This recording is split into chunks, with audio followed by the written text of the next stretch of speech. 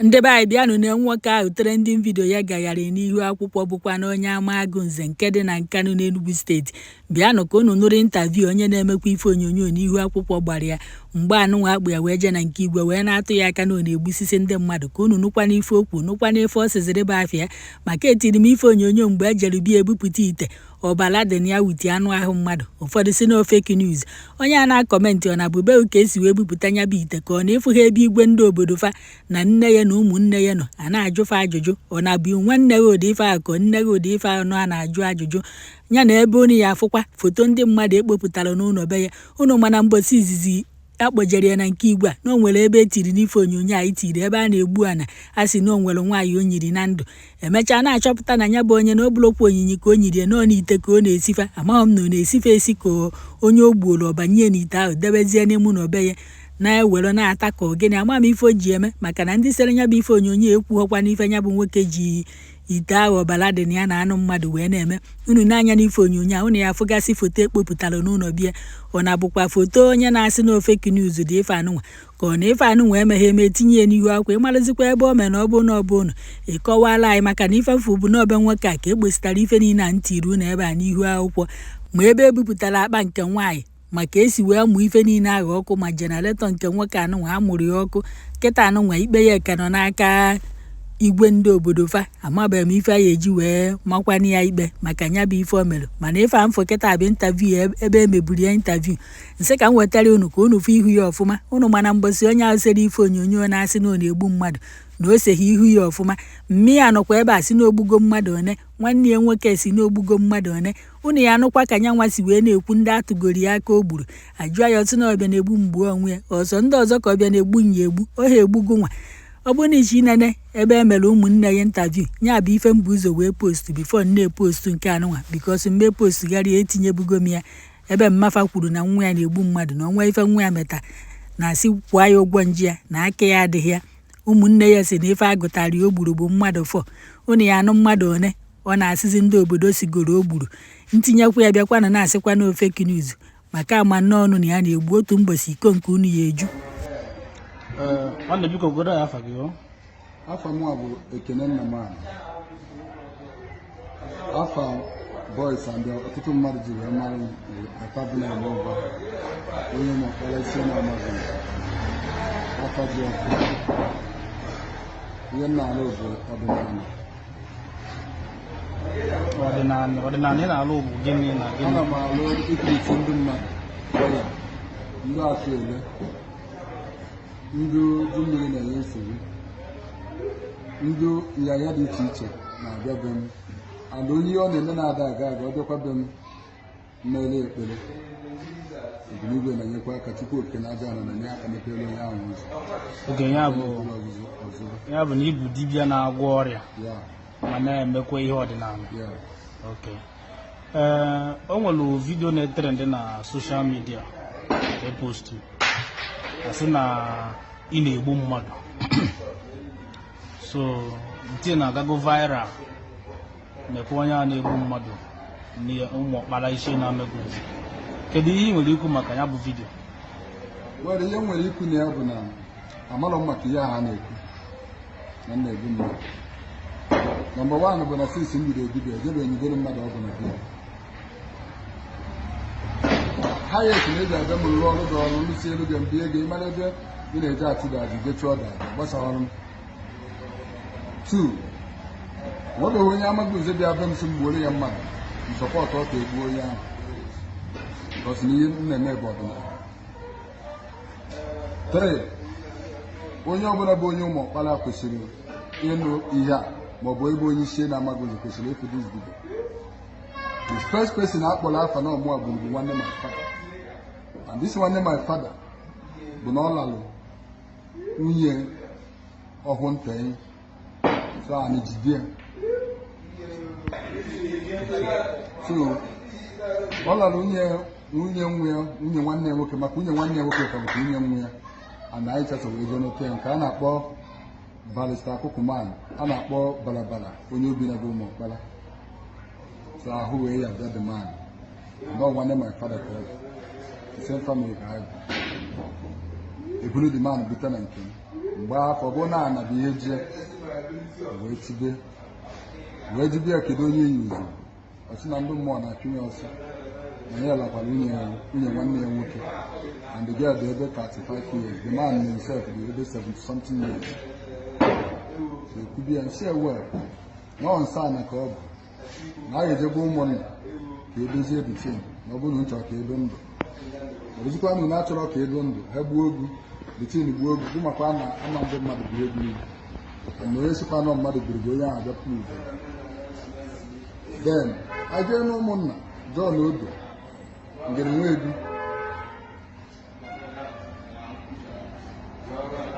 ọtụtụ ndị ụmụnna anyị n'ebe ahụ wee na-ekwudo okwu kwubido dị okwu akpọ dị maanị alala nwunye ya jụọ isi kedu ihe bụ ebumnobi ọ sị na enwere ihe ọzọ nye nwere ikwu na ya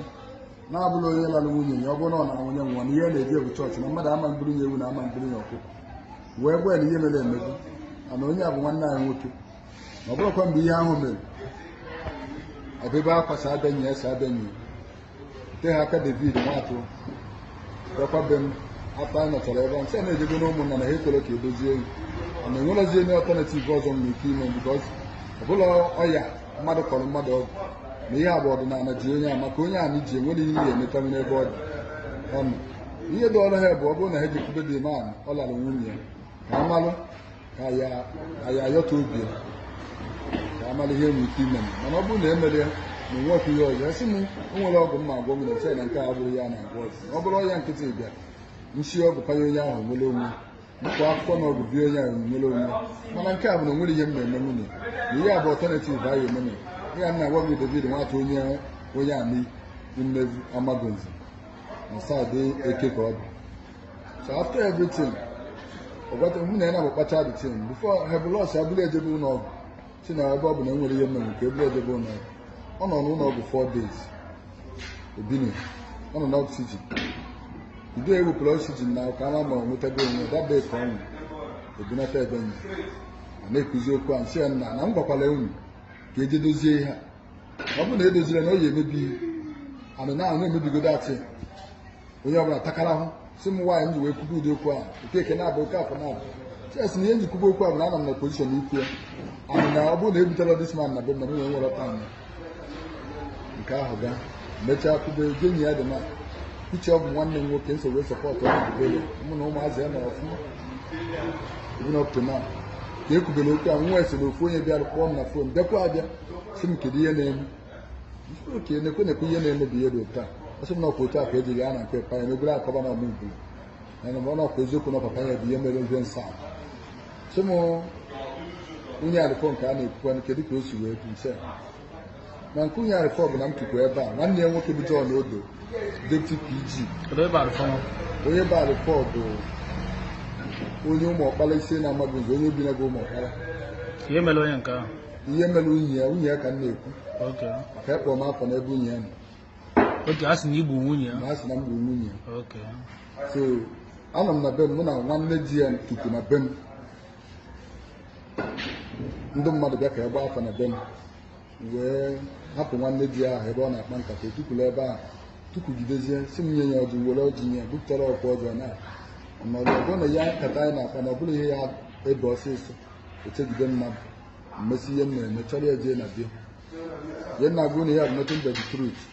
and ihe ọbụla gafere eziokwu mmadụ akpọzina m afa ya so njebe mgbasị afa m na-agbalụ ndị mmadụ wee jebe na be the man bụrụ oche bụ ihe m were mmanya nye m na-aṅụ mmanya anyị na-akpa nkata anyị na-akpa onye mgbe bụ fanta anyị na-akpa nkata anyị na-akpa onye nwanne ya nwoke bata sị m kedu ihe m bịara ebe anyị ọkwa ya achọrọ m nkwụsị ịlụ dibịa na Chineke bụ ihe na-ewuzi ma ọ bụrụ na m sị na m akwụsịghị ịlụ dibịa ma abịakwa na dis compound again nwanne ya nwoke onye m bịara ebe a manye gbabara ya mba sị ọ bụ na mmadụ ama na-achọtazi ya ebe a ọ bụ na ọ mara na papa nye bụ Odo na-eke mere dibịa mgbe gboo ise hapụ ya ma ọ bụrụ na ọ mara otu a papa ya mere dibịa mgbe gboo na o kwesịghị onye dibịa na-abịa ebe a ka ọ na-distọpụ ya na ọ bụ ọfọ ha egobo ka anyị nwakapa nchekwara bọọlụ ọsọ oke ngwa m tukwuru ebe ahụ ticharitin nchekwa na ọ bụ okwu nzakwuru ojebute mmiri ọkụ chikwasị n'ọkụ mmiri ọkụ na-asụ ihe a na-agwa unu unu jụọ Chief John Obe Deputy PG of ise na-agbagozi so otu a ji wee osikwasị mmiri ọkụ na ọkụ anyị tupu na-akpa nkata ote aka nwụchaa mmanya nji n'aka tọba de Fanta bọkan osise mmiri ọ dị ka mmiri ọkụ a na-asụzi ebute dị mmiri ọkụ gbanye na dị bọket si na ọ bụrụ na esi na-efesigo elu jide nye ka agụ mmiri ọkụ a na-ezi ole ka a ga-ezi achọ ibe ka edebere ugwu ole ka a ga-ezi John ime baba na-aba na-aba blet na-aba sef makwana ụdị okwu ị na-ekwu n'ọkwa mgbe ihe mmadụ kwutere n'ọnụ ji wee bịara ụwa kịta asị na ọ bụrụ onye ahụ gburu ya doo nwere ka ede rịpọtụ ọrụ ụmụnna binye n'otu wee debe ruo that place jee ebe okenye ụmụnna ya echi Gabe n'igwe wee gwacha ya Gabe si enye hapụ ya the next meeting anyị eme ka a tinye dị okwu ọnụ na onye ọnọdụ na-adabara ya na ibe ya na kọmpandị unu buru ibu na ọbụla na onye a na-emebiga na onye nke a na-eje chọọchị na onye ọbụla nwere freedom of worship dịka enu ụwa si wee dị andị na mmadụ ekwesịla ịbịa nyetere mmadụ enye na nke ọ na-eme na ọ bụrụ na ofuru ofe ahụ na ofute ha andị na o kwesịghị ikwubu ụdị okwu ahụ na igwe ezigbo ji enye anwa na ọ bụrụ na ọma ọfụma na igwe ezigbo ji ahụ bụrụ ma obe a na-edo ọkụkọ a na-egbu ewu a na-egbu nkụta eji eme ikwe omenala mgbe gboo na papa ha gbara ebe mgbe ochie na ife papa eji eje ebe ọfọ and ọfọ ka dịbụ ike na ile ọma ka eji na ji eje n'ogu so bata nọmba niile ọ bachara ahụ wee si oke saa hapụ that ọkwa Sunday na ya akwụkwọ before that day olo that Sunday akpọghị na meeting na ya efikwara ihe sịrị ya abịa akwado jinye ọzọ na ọ bụ na ọka na-agwọ ọgwụ na ọ gwara agwọ ọgwụ ogbe ọgwọta gị nkiri efe na ya sịrị ya abịa akwado jinye ọzọ na ọ bụ na mmejinye ka ọ chọtara onye arụfọ bụ ihe na-ekwu ihe ahụ so ndị ụmụnna wee kọsọmsie ya baala ya mba si na abịara be nwanne di gị na ochiro gị ibe na ọkpọrọ gị iyi na o nwere ihe ọ tụkọrọ gị ọnụ ya ọ bụ na ọ kọbara gị ọnụ mgbe ọ bịara o nwere ibute ụdị okwu a mara ka esi wee tiritie ewu mana ebe ọ dị otu ahụ na ha amalọ ihe nwere ike ikwunye ya hapụ onye ọbụla gbaba wigi nke so otu na nsogbu adịghị then mechaa mitie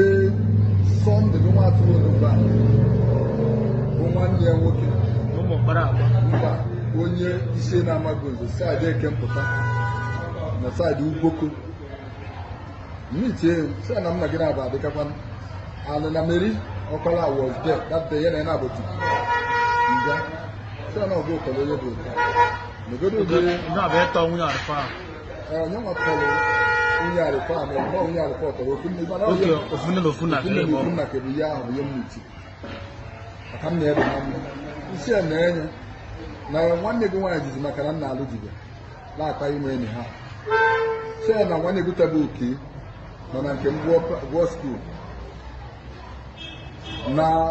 ụmụnne ya niile some of them na nna ha dị na mma na like ọmụdị nsọ ọ na-enye m na ife ọbụla mmadụ kebere mmadụ na ọ nwekwa ike ịbịara onye ahụ ụwa mgbe ọ na-atụghị enye ana na ihe m gwakwara mgbe o kwuru dị okwu ugo ọ bụrụ na ivuolu m n'obu na-eyi akwa mmiri ọkụ ka ejileka ma ọ bụ na ijere ka idebere m atụ ele ma kpọkọ Chukwu okike ọbịa mana ya nwụ na-agbara se otu ọbụla iji vuru m n'obi ya na Chukwu arụ gị azụ na ọ bụ ebe okwu m gwadebere ya se buchikwa anyị wọnụ nye ha afọ mee ka na nke ka njọ bụ mmiri ọkụ na ọ bụrụ nke ịtọgba atụ ele na onye na-amaghị ikpe na-edebe na mmadụ atụ ele na atụ ele ama mme were si m na sisi m bido olubadibe na agọta ngo bụ gedebere mmadụ atụ ele n'ụkwụ ya ihe asịrị m atụ ele mee m ige na bejibe nwoke kpọọ ịba m ife ọbụla agwọ n'isi m so nweta m mana ọ bụ na m emebeghị ha na enwere ebe ọbụla akpọrọ ịba m mụ na-ama nsata nwa ọnụ m na Imam Simoke na nsogbu adịrọ na ya achọpụtagoro ya akpọ ka egwu otu mgbe ọ gwaziri m sị m o nwezi mgbe ọ kpọrọ m na fon sị m na ahụ adịrọ nwanne ya nwaanyị mba isi anyị onye ọbụla kwesịkwara na ijide ọnụ ya aka n'elu ụwa nka wee babasị oke ka o si wee bịa sị m na ọya shuga bụ ihe bịara isi anyị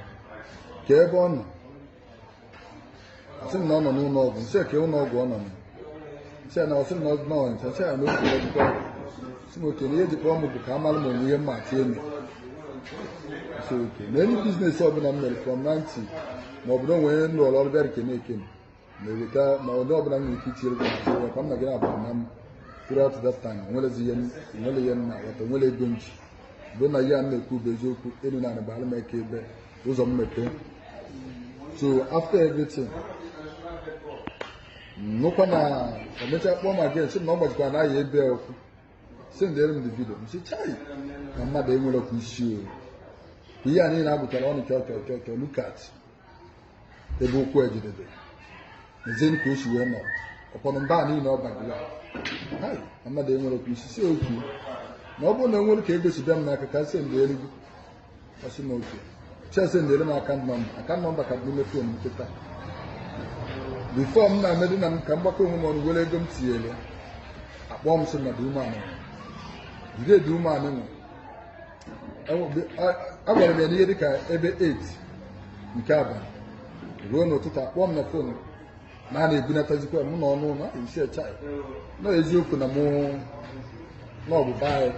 mana na mụ nwata ebugo apọịntmentị ebe m na-eje today mana na nsogbu adụrọ na enwekwara ihe nwere ike ime nwute sọpọt na m na-ezi John odo ozi so oke